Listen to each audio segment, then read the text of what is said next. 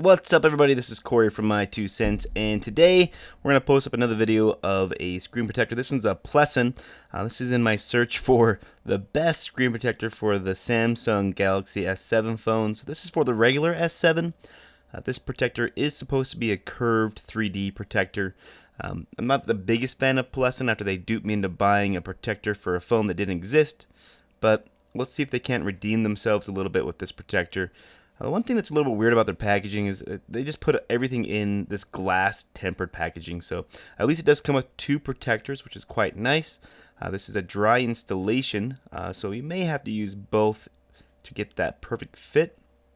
So like I was saying, it says it's glass. It is not a glass protector. It is a film protector.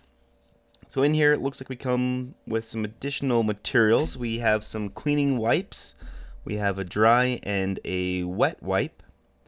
We have a squeegee card, a warranty card, a dust absorber. Looks like a little piece of sticker there.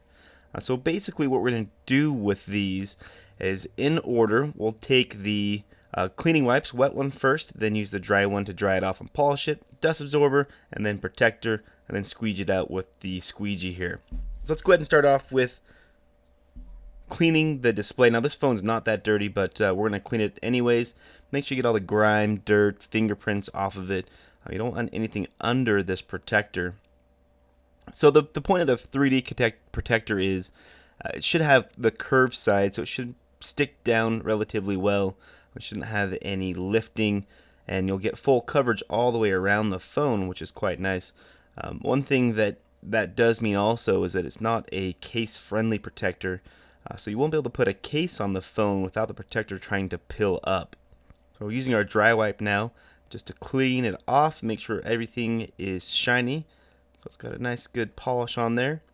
Now we can take our dust remover, which is really just a sticker. You could use a piece of tape if you wanted to, and use this to pull up and try to remove any dust that might be settling onto the phone. You can do this right before you protect your protector on to help make sure that there's no little pieces of dust or dirt or anything underneath your protector once you put it on. So the way that I'm going to put this on, and I find one of the best ways to put on these dry protectors, is to peel back the sticker on the protector halfway, center it where you want it on the screen. Now this is the tricky part, is you have to get it dead center to line up the home button at the bottom. So don't be afraid to reposition it a few times. And the bubbles are fine at this point. So now that we have it positioned pretty well at the top, we'll just slide our finger down and pull the backing off of it as we go, and try to line up that home button as much as possible down here at the bottom. That's a pretty good fit there. I'm not too upset about that one. Everything looks like it's cut out correctly for the device, which is also perfect. Now the next step is to take our squeegee or our finger and basically push out all of these bubbles. Now this is a dry protector, and it's a little tricky to get some of these out, especially the small ones. Sometimes they'll just kind of set into the protector itself, but try to get everything out as much as possible. Now it still does have a layer of protective film on top of it, which you can remove.